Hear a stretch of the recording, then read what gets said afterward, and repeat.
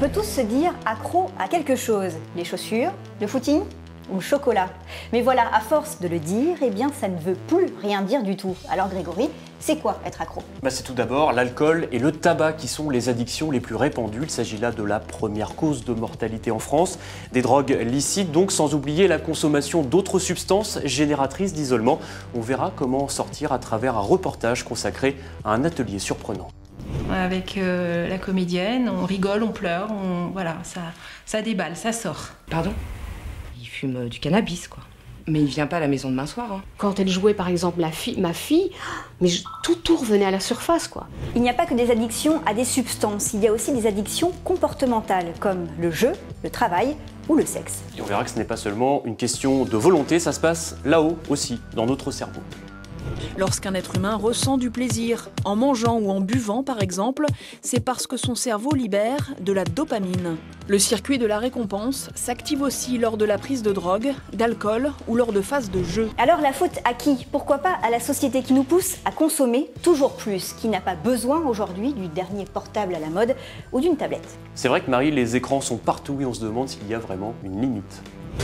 Smartphone, ordinateur, télévision, console de jeux, GPS, de plus en plus nous voyons la vie à travers le cadre de nos écrans. On en compterait 10 en moyenne par foyer et ça n'est qu'un début. Alors sommes-nous accros aux écrans? Marie, on conclura cette émission par une addiction un tout petit peu plus douce, c'est la musique. Avec notre coup de cœur musical du mois, il s'appelle Anoula. Et le titre de la chanson, c'est African Union.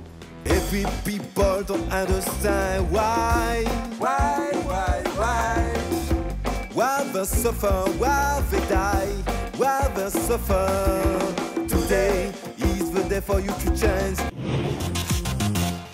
Le tabac, c'est tabou, on en viendra tous à bout. Souvenez-vous de cette célèbre réplique de film, illustration sur le ton de l'humour d'une société qui rejette les dépendances liées à l'alcool, au tabac ou encore à la drogue. Et pourtant, les addictions sont partout présentes dans notre société. Un monde ambigu donc, hypocrite peut-être, qui a beaucoup fait réagir et beaucoup fait rire Olivier Duhamel. Se droguer, c'est pas bien. D'ailleurs, tout le monde le dit. Dans les sujets de France 3, comme dans le reste du PAF, on dissèque les clopes. Dans des salles de sport blanc crème ou dans des gros camions qui se déplient pour faire salle de conférence, on explique que la fumée c'est moche et pas bon pour la santé. Et je ne vous parle pas de l'alcool, encore moins de certaines substances illicites. D'ailleurs, les responsables politiques sont d'accord, comme ici Luc Châtel en 2011. Il était alors ministre de l'Éducation nationale. Et quand les forces de l'ordre se mêlent de prévention, ça donne ça. On n'est pas bon dans beaucoup de domaines, y compris en sport, mais au niveau des drogues, bizarrement, on est assez champion. Mais l'autre après-midi, en me promenant dans le centre de Rouen, j'ai retrouvé la réalité d'une journée ensoleillée. Aux terrasses des cafés, que font donc les gens?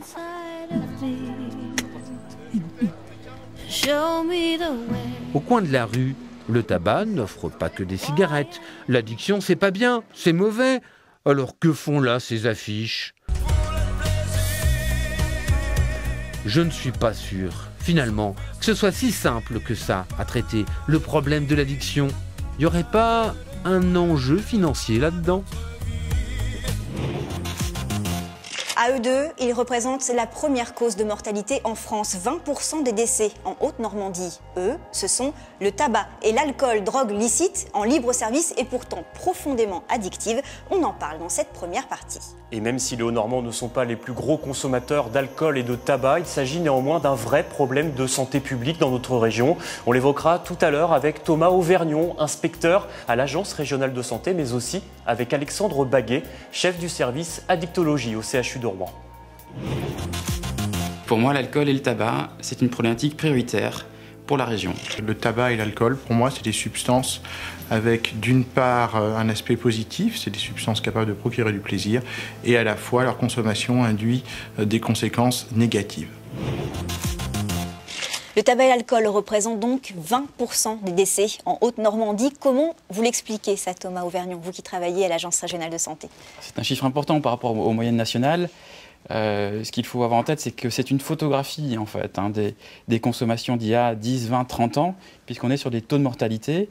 Et ces taux de mortalité ciblent effectivement la région comme particulièrement consommatrice en termes d'alcool et de tabac. C'est toujours vrai pour le tabac, ça l'est beaucoup moins pour l'alcool aujourd'hui. La consommation a évolué. Alexandre Baguet, vous validez, vous qui êtes chef de service addictologie au CHU de Rouen? Tout à fait, les niveaux moyens de consommation d'alcool en particulier ont diminué en Haute-Normandie depuis quelques années maintenant, rejoignant la moyenne nationale, j'ai envie de dire, avec évidemment pas encore un effet très visible sur les taux de mortalité qui eux reflètent les consommations des années passées. Pour l'Agence régionale de santé, c'est un problème de santé publique. Qu'est-ce que vous avez mis en place comme outil pour lutter contre l'addiction à l'alcool et au tabac? On a beaucoup travaillé sur la structuration et le développement d'un dispositif médico-social porté par les XAPA dont on cherche à faire la promotion aujourd'hui. Les XAPA, fameux centres, ou moins fameux centres de soins, d'accompagnement et de prévention en addictologie, qui sont des structures qui sont présentes en ville, à proximité des populations et ouvertes à tous. Ce sont des structures gratuites dans lesquelles l'accompagnement peut être anonyme et qui effectivement sont là pour un accompagnement dans la durée. La lutte contre les addictions, ça représente un budget de 24 millions d'euros dans la région. Ça paraît énorme, mais c'est sur un budget global de 4 milliards. Alors, pour vous, Alexandre Baguet, est-ce que c'est suffisant? Alors, la question de l'argent est importante. D'abord, d'une part, il faut noter que la plupart de nos patients sont pris en charge hors des structures addictologiques pour les conséquences de leur addiction. C'est-à-dire par exemple, en service de gastrologie pour une cirrhose hépatique, par exemple, en lien avec sa convention. C'est dispatché dans les différents services de l'hôpital. Exactement. La première cause d'hospitalisation au CHU de Rouen, c'est l'alcool. Tout service confondu sur l'ensemble de l'établissement. Donc la question du budget ne reflète pas en réalité le coût des addictions, évidemment. Pour ce qui est ciblé plus spécifiquement addiction, certes 24 millions d'euros c'est probablement insuffisant par rapport à ce que l'on aimerait. À la fois il faut noter un vrai effort depuis quelques années, que ce soit dans le registre d'ailleurs médico-social avec la mise en place des XAPA qui se sont aussi accompagnés parfois de quelques moyens supplémentaires. Et puis dans le milieu sanitaire, puisque là aussi les choses ont avancé depuis quelques années, et la structuration de la filière addictologique a gagné en lisibilité et donc aussi en moyens et en facilité à développer les projets. Le tabac et l'alcool particulièrement, ce sont des addictions qui sont difficiles à soigner, difficiles à prendre en charge? Ça dépend à quel moment on s'attaque au problème et c'est pour ça qu'on essaye de structurer une offre qui permette aux gens de consulter, de venir demander de l'aide le plus tôt possible, et y compris, voire surtout quand on a l'impression que ce n'est pas encore grave. On peut très simplement venir en parler et voir justement si c'est grave ou pas avec des professionnels. Mais c'est vrai que sur le tabac et l'alcool, les gens ont peut-être du mal à venir consulter. Alors, il est très important de dire que l'addiction ne commence pas avec la dépendance. Ça, je crois que c'est vraiment quelque chose qui est très important, en particulier avec l'alcool, mais d'autres addictions également. Et il n'est pas nécessaire d'être dépendant pour être malade de sa consommation d'alcool. Plus on vient voir les addictologues tôt, plus il va être, ou on va dire moins il va être difficile de prendre en charge et éventuellement d'avoir des résultats positifs sur la suite. Pour répondre à votre question, est-ce que c'est simple ? C'est difficile de dire que c'est simple, c'est une histoire de vie. L'addiction commence en général autour de l'adolescence. C'est des choses qui s'inscrivent sur la durée, sur des années et des années. On tente de modifier des choses qui sont inscrites depuis des années dans le fonctionnement du sujet. Et donc non, c'est pas simple. Merci beaucoup. Alors justement, pour faire la démarche d'aller consulter, d'aller en parler, de lutter contre l'isolement des addicts, mais aussi de leur entourage, l'association La Boussole de Sotteville-lès-Rouen organise des ateliers de parole. Nous sommes allés suivre l'un d'entre eux. Une prison. L'addiction transforme le quotidien en une prison bien particulière autour de celui ou celle qu'elle saisit et de son entourage. La famille devient une cellule, parents, enfants, des co-détenus. Ici, on propose de libérer une parole ravagée par toutes sortes d'addictions. Il y a le tabac, mais surtout le cannabis. Elle consomme de l'héroïne. Beaucoup de violences verbales, alors du vol d'argent. Voilà, et puis une incompréhension totale, quoi. J'étais en grande détresse. Vous savez, voir votre enfant se droguer, je crois qu'il n'y a pas pire. Il n'y a pas pire vision. Parce que moi, je l'ai vu faire. Je ne l'ai pas appris, je l'ai vu faire. Vous savez, au bout de 3 ans, on se dit, mais pourquoi elle n'est toujours pas sortie de ça, quoi? Qu'est-ce qui fait que, qu'est-ce qu'il y a, est-ce que je peux forcer les choses? Ben non, je suis impuissante. Je suis venue sans a priori, je voulais de l'aide et ça a tout de suite été une prise en charge de mon mal-être, parce que c'était surtout un mal-être puisque je me sentais coupable de quelque chose. Faire circuler la parole. Bah oui, mais c'est très compliqué, c'est très compliqué, de toute façon il te bouffe. Un des moyens, le jeu de rôle. Bah, avec la drogue quoi. Valérie est comédienne, elle joue en complicité avec les parents rassemblés autour d'elle. Non mais pour la famille c'est dangereux aussi. Ces scènes de crise de la vie banale. Enfin, là, c'est zéro soutien pour moi. Je suis honteuse déjà de ce qui arrive. Il a rencontré un copain avec qui il a fumé et puis... Pardon ?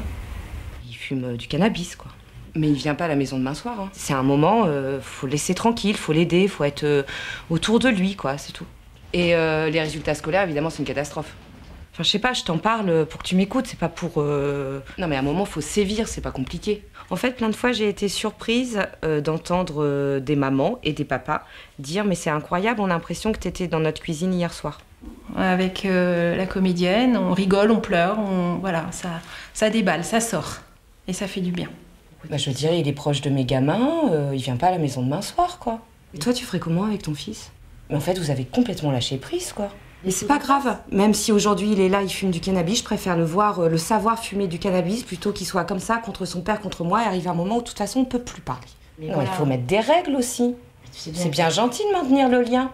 Excuse-moi, mais j'ai vu plein de reportages, ça commence comme ça finit comme ça. Quand elle jouait par exemple ma fille, mais tout revenait à la surface quoi. J'avais l'impression que ma fille était devant moi quoi. Suite de douleur, de honte, de vexation que le jeu dédramatise enfin. Ces jeux de rôle succèdent à de nombreuses séances d'entretien. Pas tout à fait des psychothérapies, des moments de tranquillité. On raconte sa vie.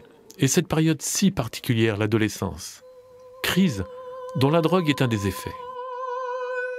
Je pense qu'on a une posture d'abord non moralisatrice, non jugeante, qui fait que... on accueille. Voilà. On accueille la situation telle qu'elle est, on accueille les gens là où ils en sont, et dans leurs difficultés, et dans la manière dont ils l'expriment. La Boussole est une association et son travail est confidentiel, anonyme et surtout gratuit. Elle propose entretiens individuels et rencontres par petits groupes. Sortir de sa prison. Et c'est vrai que de voir d'autres parents dans la même situation que vous, eh ben vous vous dites, voilà quoi, je suis pas toute seule. Ça m'a aidé énormément parce que je me suis dit peut-être que j'ai pas la bonne réaction face au problème et que ces gens-là, ben, peut-être qu'ils arriveront à gérer mieux les choses que moi. Et au fil du temps, ben, ça m'a apporté ce groupe. Moi, ça m'a aidé à trouver des nouveaux mots, à trouver des attitudes, à trouver, voilà. Et son problème reste son problème, mais moi, j'ai appris à le prendre différemment, quoi. Enfin, à prendre mon enfant différemment. Face au comportement morbide, redonner sa force à la vie la plus nécessaire, primordiale et bénéfique. Des addictions.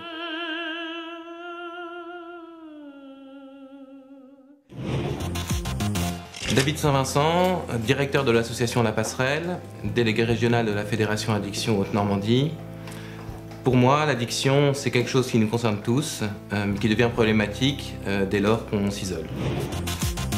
David Saint-Vincent, en quoi le dialogue et l'atelier en tant que tel qu'on a vu dans le reportage permettent-ils de sortir de l'isolement à la fois chez le jeune consommateur et chez les parents?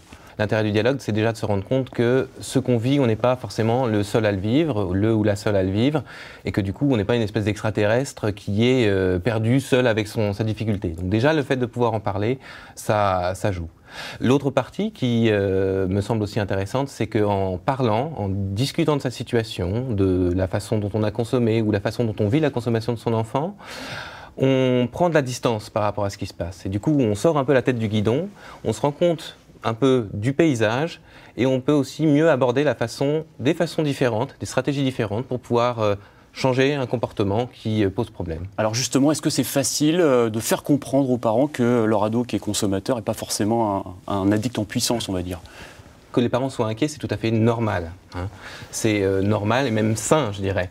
Par contre, c'est pas parce qu'un adolescent consomme, et a fortiori parce qu'il consomme ponctuellement, qu'on va en faire un toxicomane en puissance, pour utiliser des gros mots. Alors, vous essayez, vous, d'essayer d'appréhender, on va dire, le contexte, l'environnement du jeune consommateur, mais pas seulement. Est-ce que vous pourriez nous expliquer ? Oui, alors pour expliquer une consommation et le fait que cette consommation se répète, c'est la conjonction de 3 facteurs. Un produit, avec ses effets, son accessibilité, ce qu'il produit chez le consommateur, un consommateur, une personne, qui a une histoire, qui a une attente par rapport à un produit, qui a un vécu, et puis aussi le contexte, la culture dans laquelle il vit, le quartier dans lequel il est, la famille dans laquelle il est, les amis qu'il a. Et c'est la conjonction de ces 3 facteurs qui permet d'expliquer qu'est-ce qui fait que quelqu'un va accrocher une consommation plutôt qu'une autre, et comment on peut aussi changer les choses éventuellement. Merci beaucoup David Saint-Vincent, merci. Merci. De toute façon, c'est juste une question de volonté. Cette phrase, on l'a tous entendue ou pensée au moins une fois. Alors, l'addiction, excuse facile ou vraie maladie, on vous répond dans cette deuxième partie. On apprendra d'ailleurs que l'addiction s'installe ici, au plus profond de notre cerveau, insidieuse, pernicieuse. On retrouvera Alexandre Baguet qui nous parlera des addictions au jeu, sans oublier le témoignage de Christophe, un ancien cadre technico-commercial, bourreau de travail, jusqu'à 15 heures de boulot par jour, week-end compris. Y a-t-il une différence entre une addiction à une substance comme la cigarette ou une addiction comportementale, au jeu par exemple? Eh bien non, pas vraiment. Et l'une des causes se trouve dans notre cerveau, dans un noyau au drôle de nom qui régule notre système de récompense. Reportage.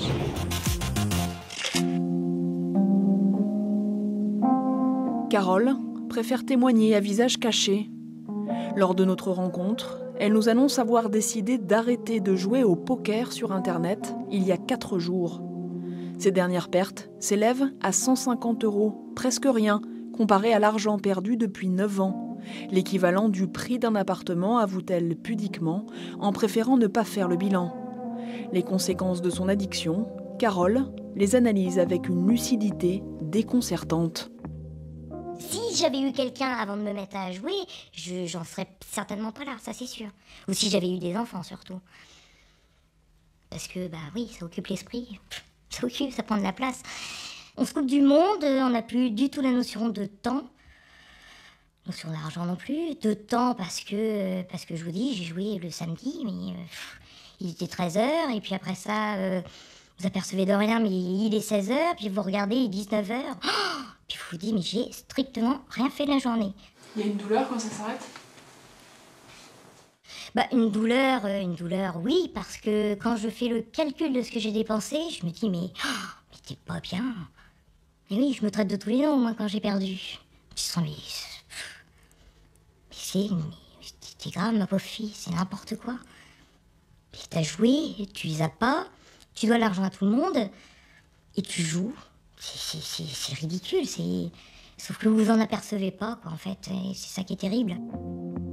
Au fil des années, le poker en ligne est devenu une obsession, une souffrance pour Carole. Mais comme dans chaque addiction, au départ, le plaisir était là, avec le jeu, comme avec le cannabis, dont elle a été dépendante plus jeune. Je me sentais libre, en plus. J'ai cette sensation je me souviens, ce souvenir de liberté. Voilà, il y a plus de contraintes, plus rien n'existe autour. Je me sentais, bien, planer, c'était super. Ce plaisir-là, vous l'avez retrouvé avec le jeu Casino puis poker en ligne? Oui, c'est aussi ce même plaisir, c'est le plaisir jouissif de gagner, quoi. Quand vous gagnez, c'est génial, quoi. Vous gagnez, puis alors là, vous dites, bon alors, j'ai gagné, donc avec cet argent-là, je vais pouvoir m'acheter ça, je vais pouvoir mais bon, le problème c'est que vous perdez souvent. Cette recherche du plaisir s'explique en partie par un phénomène biologique. Lorsqu'un être humain ressent du plaisir en mangeant ou en buvant, par exemple, c'est parce que son cerveau libère de la dopamine. Le circuit de la récompense s'active, la dopamine est libérée par l'aire tegmentale ventrale et envoyée vers le noyau accumbens. À l'origine, ce circuit est là pour récompenser les comportements liés à la survie de l'homme et l'inciter à les reproduire. Car si, à l'association donc de l'acte sexuel n'était pas associé le plaisir, eh bien les individus auraient pu oublier de se reproduire.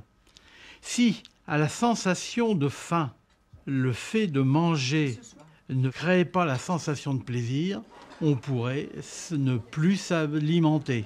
Même chose pour la soif. Le circuit de la récompense s'active aussi lors de la prise de drogue, d'alcool ou lors de phases de jeu. Le plaisir ressenti incite à recommencer. Mais peu à peu, le corps s'habitue aux effets, l'individu doit donc augmenter les doses et la fréquence des prises. C'est là que naît la dépendance. S'il ne consomme pas, le dépendant souffre. Et cette souffrance ne peut en fait être apaisée, atténuée, ne peut disparaître que par le retour à la consommation, avec tous ces phénomènes même de regret, de remords. Il n'empêche qu'il n'y a que cela qui permet d'apaiser le trouble. Et le sujet, donc, il revient. Et là, il n'est plus dans le plaisir, il est dans le besoin tyrannique qui, lorsqu'il n'est pas satisfait, eh bien, fait apparaître une énorme souffrance. Le plaisir initial, puis la tyrannie du besoin. Qu'apporte cette nouvelle lecture médicale dans le traitement de la dépendance ? Pour répondre à cette question, nous nous sommes rendus au service addictologie du centre hospitalier du Rouvray, l'une de ces unités où le terme addiction a remplacé celui de toxicomanie. Ici, appréhender le plaisir initial permet aux praticiens de ne pas réduire l'addiction à ses seules conséquences nocives.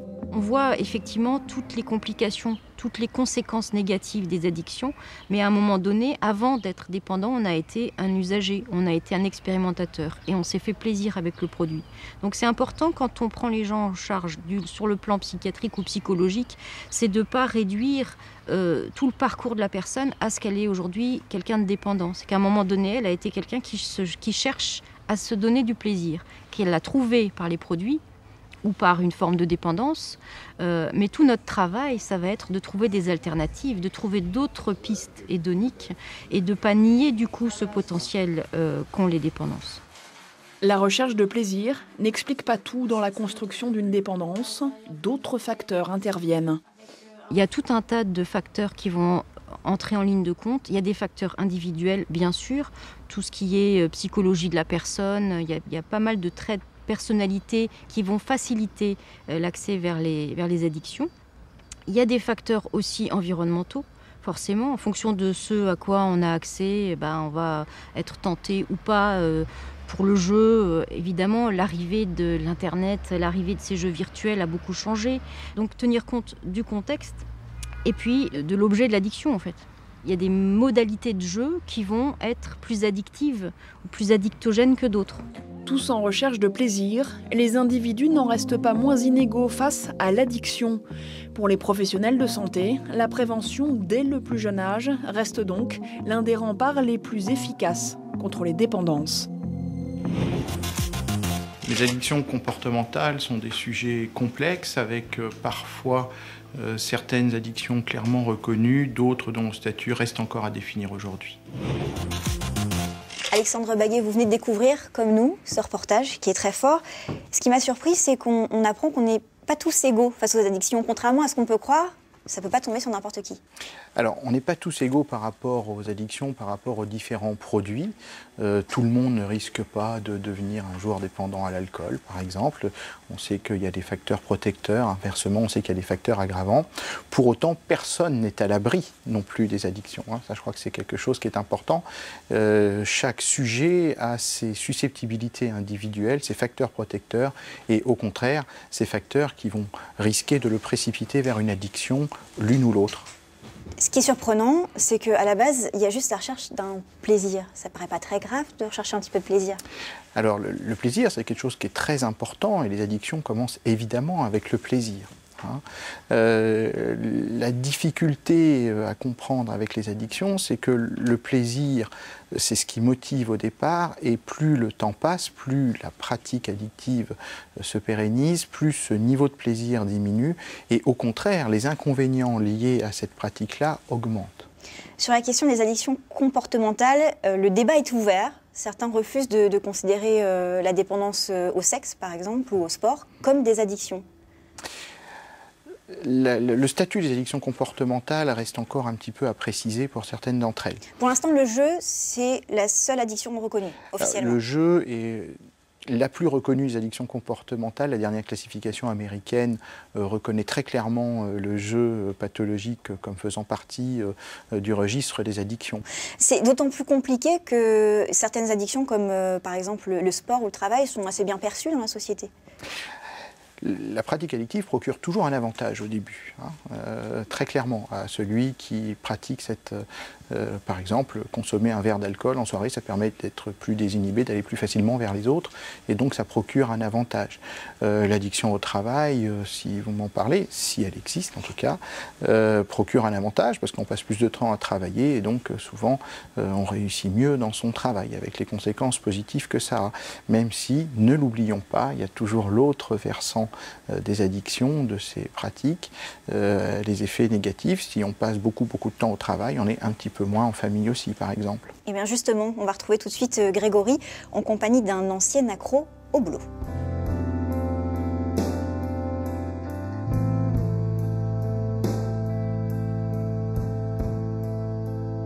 C'est Christophe. Allez vous s'asseoir, je vous en prie. Christophe Larchevêque, ancien cadre commercial, maintenant artisan électricien. L'addiction au travail a été pour moi un véritable enfer.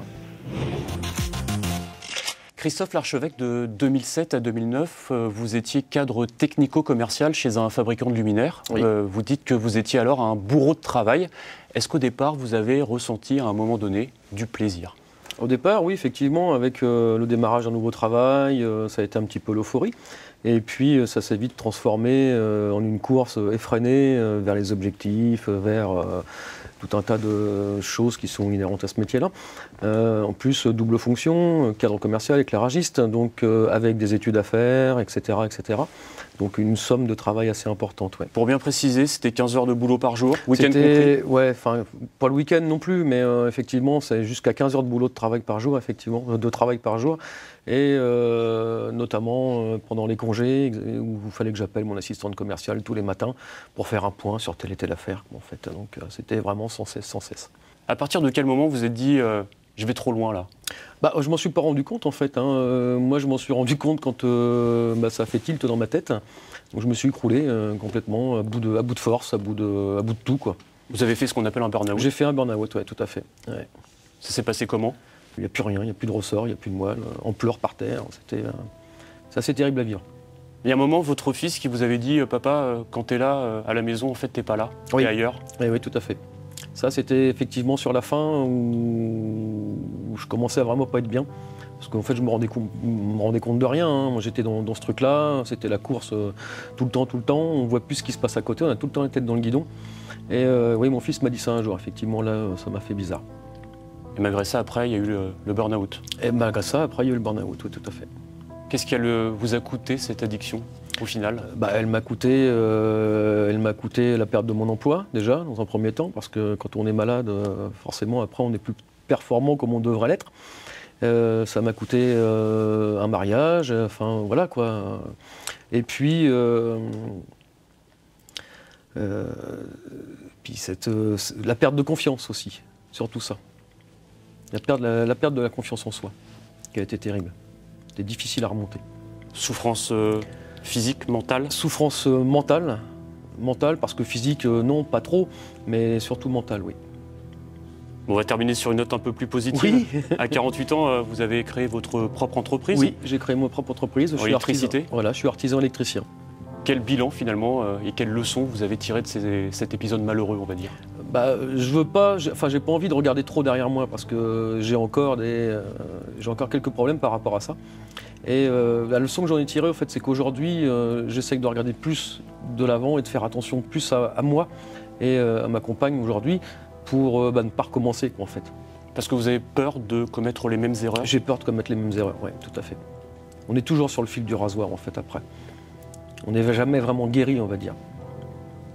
Je vous souhaite le meilleur pour la suite, Christophe. Merci, Grégory. Au plaisir. Au plaisir. Au revoir. Sur Terre, plus de 5 milliards d'humains possèdent un téléphone portable. C'est plus que des brosses à dents. Qu'un outil de communication soit devenu plus essentiel à notre quotidien qu'un produit d'hygiène de base, ça a quand même de quoi surprendre. Et si c'était la société de consommation qui nous rendait accros ? Outils numériques, vous en parliez, culte du bien-être, mais aussi la pub et son corollaire, le marketing. Autant de phénomènes enracinés dans notre société moderne et qui nous rendent accros. On en parlera tout à l'heure avec Patrick Fouillant, ex-président de la Fédération française d'addictologie, mais aussi avec notre philosophe, Philippe Fontaine. Près d'un tiers des Français éprouvent le besoin de déconnecter, de couper le portable, la tablette, l'ordinateur pour se retrouver. Nous avons choisi d'interroger notre rapport aux écrans comme celui que vous regardez en ce moment.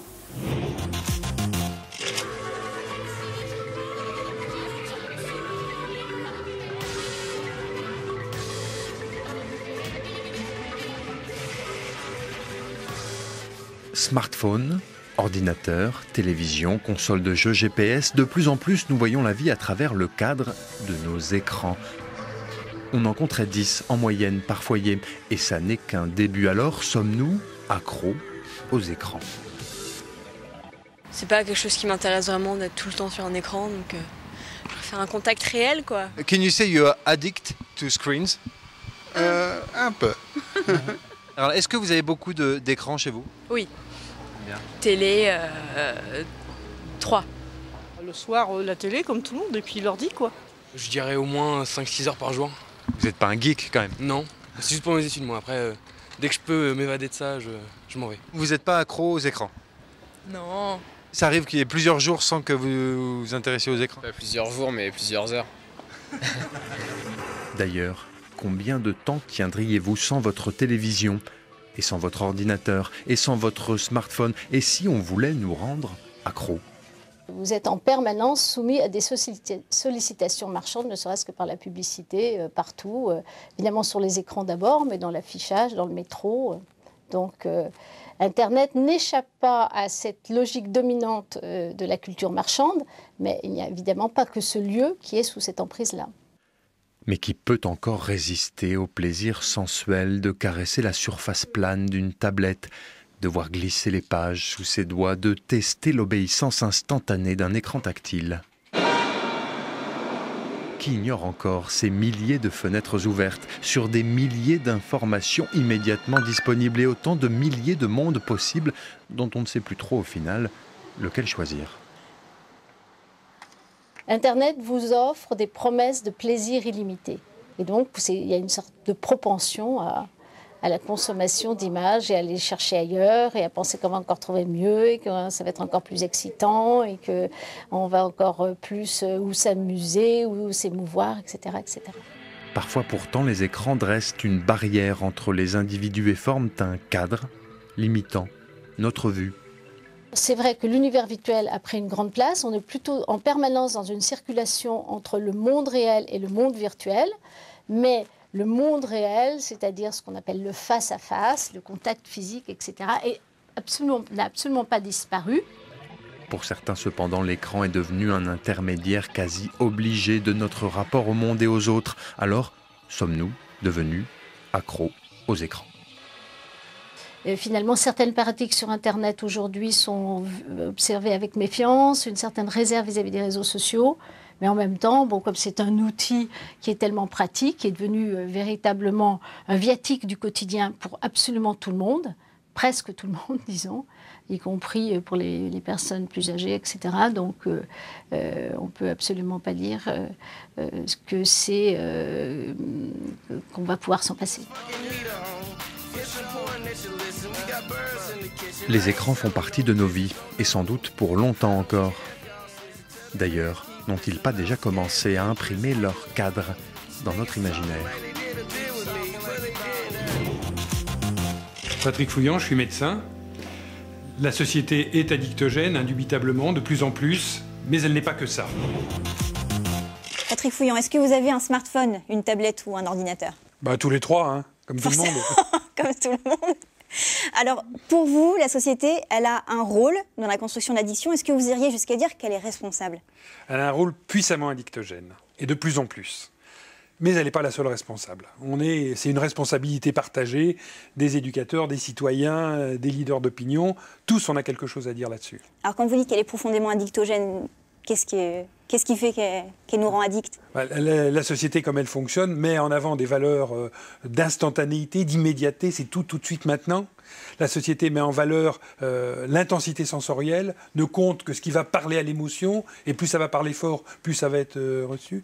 La société, elle est responsable parce que dans son organisation, notamment autour du commerce, du business, il y a une dilacération du tissu social, relationnel, de la responsabilité collective au profit de l'individualisme. Et elle est responsable parce qu'elle ne prend pas les mesures à la hauteur du phénomène qui se produit. Alors justement, on voulait confronter votre point de vue à celui de quelqu'un qui travaille de l'autre côté du miroir, dans le marketing. On a fait l'interview de Stéphane Mallet, qui est professeur à l'Université de Rouen. Il nous explique en quoi le marketing vise à créer du désir et l'envie d'y revenir, et donc une certaine forme d'addiction. L'un des objets du marketing est de créer des désirs pour vendre les produits ou les services. Il ne crée pas des besoins, parce que les besoins sont satisfaits, il crée des désirs. Il crée des situations conflictuelles entre les produits ou services que j'ai aujourd'hui et ceux que je pourrais avoir demain, en fait. Donc pour ce faire, il utilise la communication persuasive, dont le travail est d'influencer les comportements pour qu'ils achètent les produits plus fréquemment et en plus grande quantité. On va par exemple associer la marque à des valeurs fortes qui sont plébiscitées par un groupe. On va utiliser des icônes, des leaders d'opinion comme des joueurs de football, des acteurs, des actrices. Et puis on va aussi utiliser le sentiment d'appartenance à un groupe qui est valorisé dans la société. Et tout cela va entraîner un comportement d'achat compulsif où la sensibilité au prix n'existe plus. Et ça veut dire que la personne va choisir la marque sans regarder le prix, ce qui permet à la marque d'augmenter énormément ses marges. Pour vous, Patrick Fouillant, est-ce que les publicitaires sont responsables? Les publicitaires sont co-responsables. Et ils sont le reflet d'une société qui pousse toujours à plus consommer, y compris des choses pour lesquelles il n'y a pas de désir. Ils ne sont pas que le reflet, ils sont les acteurs aussi, c'est eux qui poussent. Ils poussent et ils sont poussés. Voilà, la société a besoin de vendre, d'écouler, de faire se renouveler les objets et non pas s'y attacher. Et ils ont leur responsabilité là-dedans. Alors justement, ce professeur de marketing, est-ce qu'il se sent un petit peu responsable? On lui a posé la question. Ce qu'il faut dire, c'est qu'il y a une concurrence qui est beaucoup plus forte aujourd'hui, puisqu'elle vient du monde entier, notamment de l'Asie. Ça met une forte pression sur les sociétés. Et comme il y a une forte pression, eh bien, il faut utiliser des techniques pour être efficace, vendre. Donc on utilise le marketing, mais je le rappelle, le marketing, s'il est utilisé avec une bonne finalité, peut aider une société à augmenter son chiffre d'affaires, sa rentabilité, donc préserver l'emploi. Et d'un autre côté, elle peut rendre les gens accros et nuire à la société. Alors pour vous, au-delà de l'accusation, la société, elle a surtout un rôle éducatif à mener. C'est à mener, il n'est pas fait. C'est à ça qu'on peut lui reprocher. Un mode de fonctionnement qui n'offre pas aux citoyens les éléments pour répondre, pour résister à cette multiplication des sollicitations. C'est-à-dire, qu'est-ce qu'elle peut faire la société? Elle peut éduquer. Elle peut réguler un certain nombre de choses sur les consommations, par exemple. On peut mieux réguler, on le fait déjà, les consommations d'alcool.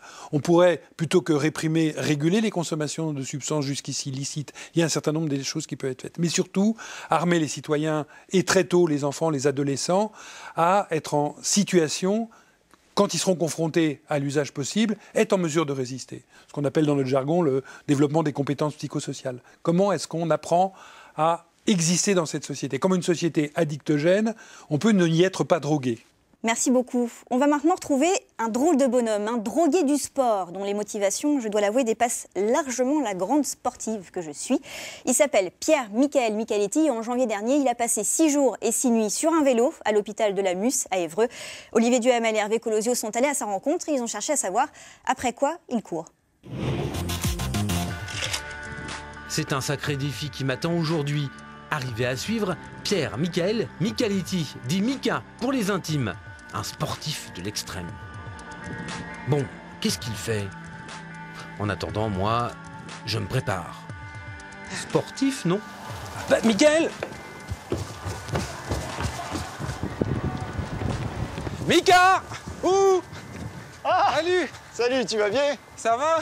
Ouais, bon, j'ai fait 50 mètres, il pleut, donc on va se mettre au chaud là-bas. Hein, ok, super. T'as fait ton entraînement alors? Ah oui, t'as vu, je domine à fond. Ah ouais, t'es super là-haut. Qu'est-ce qui vous donne envie de courir, Mika? Suite à un épisode de vie dans ma jeunesse, voilà, j'ai été immobilisé par un accident et là j'ai pris conscience du capital physique. Et c'est à partir de là que vraiment tout est parti, quoi. Est-ce que pour vous, l'expression se dépasser, elle a une validité? Moi non, c'est pas les termes que j'utilise. Moi, c'est pas se dépasser, c'est aller se rencontrer. Et pas les limites, mais aux frontières. C'est un peu comme Christophe Colomb, quoi. On va à la rencontre de ces Amériques. Direction une salle de sport de la ville d'Évreux pour une petite séance de 20 minutes de vélo sur piste sur le mode virtuel. Alors on y va là tout de suite? Non, j'ai un travail mental d'abord à produire. Voilà, un échauffement. Et puis ça fait partie complètement de mon protocole. 6 plus 0, 0, 1 plus 9, 10, 9 plus 9, 18, 2 fois 3, 6, 15 moins 6, 9, 1 fois 5, 5. C'est-à-dire que pour faire du vélo, il faut commencer par faire du calcul mental. En fait, pour moi, dans ma discipline, ce qui est vraiment complexe dans l'extrême, dans le sport extrême, on le dit bien, hein, il faut avoir le mental, cette expression revient tout le temps. Donc moi, je travaille d'abord des aspects, je dirais, voilà, de calcul, de mémoire, etc. Je vais chauffer un petit peu le cerveau. Après, je vais l'aérer, l'oxygéner, produire un peu d'endorphine. Je vais intégrer tout ça. Et là, j'aurais fait ce que j'appelle, moi, cette semaine, une unité de travail mental.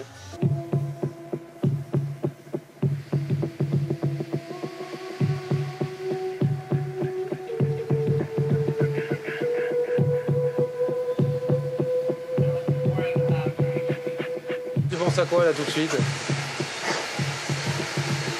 C'est drôle.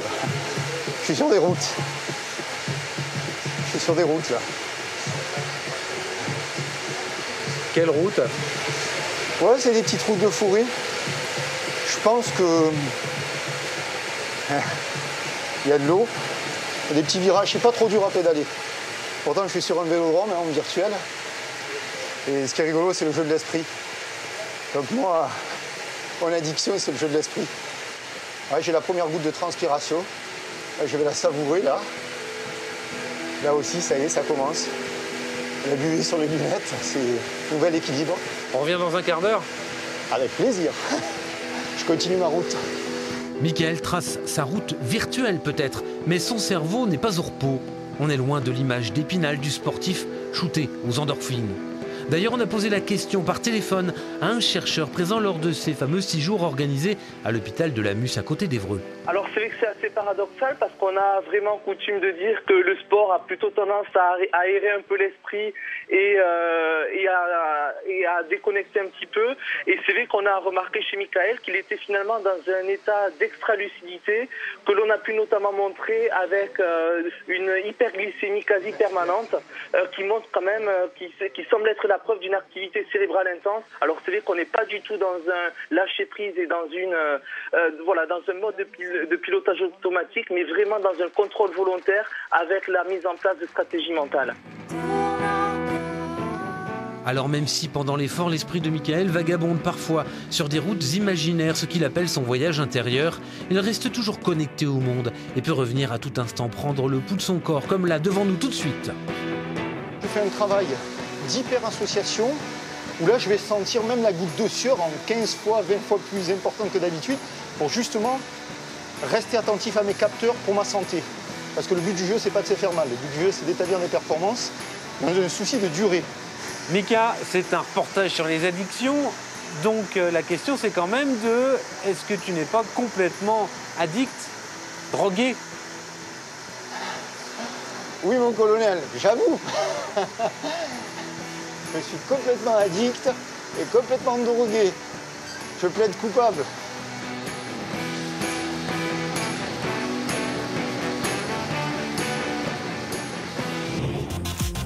Philippe Fontaine, philosophe, je voudrais montrer que l'addiction est l'expression d'un manque fondamental. Philippe Fontaine, on se dit souvent accro à quelque chose, aux écrans, on l'a vu, au sport, on l'a vu aussi. Finalement, est-ce que les addictions ne seraient-elles pas devenues la norme dans notre société ?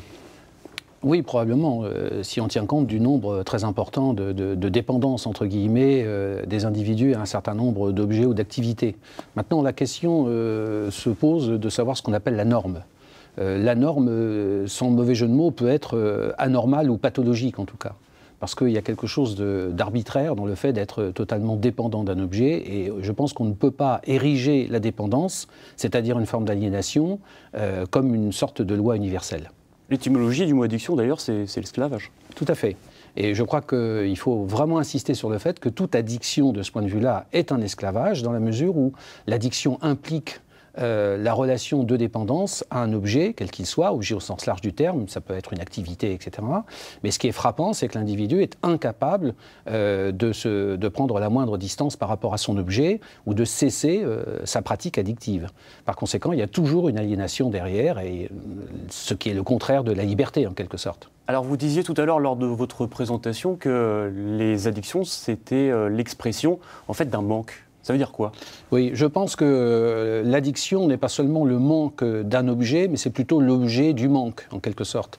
C'est-à-dire que derrière toute addiction, il y a probablement le désir de la part de l'individu de combler quelque chose, une sorte de vide intérieur, une sorte de déficience. L'un de vos invités tout à l'heure a parlé, par exemple, du sentiment de dévalorisation, d'absence d'estime de soi, etc. C'est pourquoi je crois, comme un certain nombre de psychologues ou de psychanalystes l'ont montré dans des études spécialisées, qu'il y a derrière toute addiction, en effet, un manque fondamental, qui est un manque d'être, et qui, pour certains psychanalystes, remonterait à la petite enfance, dans la relation que l'enfant a eue avec ses parents. Il se peut que l'enfant n'ait pas été suffisamment, ou en tout cas qu'il ait eu le sentiment de ne pas avoir été suffisamment aimé, reconnu, estimé, porté en quelque sorte dans l'être par l'amour parental. Et j'en conclus donc que l'addiction n'est jamais heureuse. Non. Je crois que là-dessus, on peut être tout à fait catégorique qu'il n'y a pas d'addiction heureuse dans la mesure où il y a justement cette relation de dépendance. Donc l'individu, quel que soit l'objet de son addiction, subit cette addiction. Par conséquent, il est dans une situation de passivité fondamentale, et à ce titre-là, il ne maîtrise plus sa vie, il ne maîtrise plus son histoire, qui devient plutôt un destin ou une fatalité. Je ne pense pas que dans ces conditions, on puisse considérer qu'il y a là l'amorce d'une quelconque liberté, et par conséquent du sens qui est celui de l'existence humaine. Merci Philippe Fontaine pour cette réflexion. Merci. Je vous en prie. Allez, place à notre coup de cœur musical du mois. Cette fois, il s'agit d'Anoula. Et le titre de la chanson, c'est African Union. Allez, direction la plage.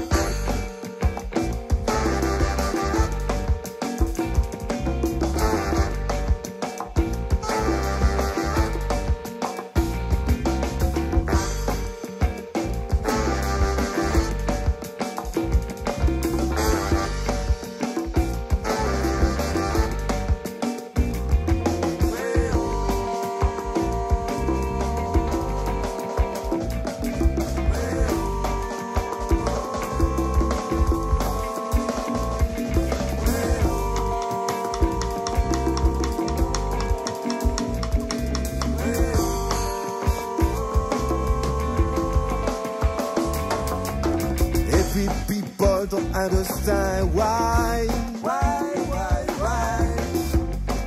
they suffer, why they die, why they suffer. Today is the day for you to change. Today, another day, another chance. Today is the day for you to fight. Today, another day, another fight. African Union, African Union, we need it today. African Union. African Union, African Union, African Union, we need it today. African Union, African Union.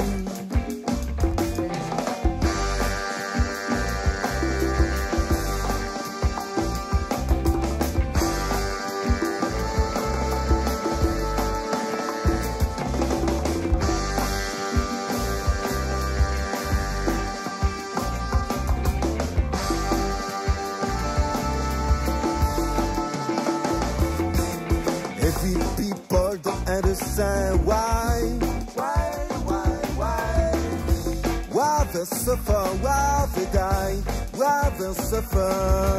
Today is the day for you to change. Today, another day, another chance. Today is the day for you to fight. Today, another day, another fight. African Union, African Union, we need it today. African Union, African Union every day.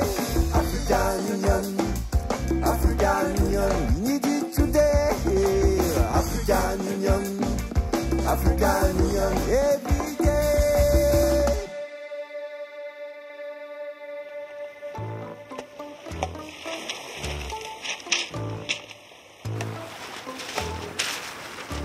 Excusez-moi, je viens récupérer ma serviette. Ah, mais y a pas de quoi. Mais dites-moi, c'est vous à nous là, non? Ouais, carrément. Grégory, enchanté. Sébastien. Grégory. Laurent. Bah dites-moi, ça veut dire quoi nous là alors? Ça veut dire on est là, en créole réunionnais. Parce que t'es de là-bas, non, c'est ça? Ouais, j'y étais il y a pas très longtemps là, tu vois, j'ai ramené le soleil quoi. Ah bah merci, ouais, on a bien besoin, ouais. De quoi, t'es pas content là? Non, tout va bien. Un peu froid. African Union, pourquoi African Union? Ça parle un peu des États africains, ça me faisait penser un peu aux États-Unis, qui fassent un peu comme les États-Unis en Afrique, quoi, parce qu'ils sont un peu chacun de leur côté, quoi. Et c'est une chanson que vous chantez en anglais en plus. Ouais, histoire qu'ils comprennent un peu, tu vois. Parce que si je chante en créole, je suis pas sûr qu'ils comprennent. Et Laurent, c'est quoi les influences alors d'Anoula? Anoula, c'est Fela Kuti, Antibalas et puis Aphrodis. Les influences africaines, vraiment du pur groove, et vraiment de la danse, la patate, enfin la fête. Et évidemment des messages toujours politiques liés au contexte africain, au contexte du pays noir, quoi, des pays noirs en général. Bon, et puis il y a toujours du soleil dans vos chansons. Moi, je vais aller me sécher, puis je vais retrouver Marie. Merci, messieurs. Eh bien, merci à toi, Greg. Au plaisir. Ouais. Avec plaisir. Ah, ouais. C'est la fin de cette émission, merci de nous avoir suivis. Et on se retrouve très vite pour un prochain numéro d'Enquête de région.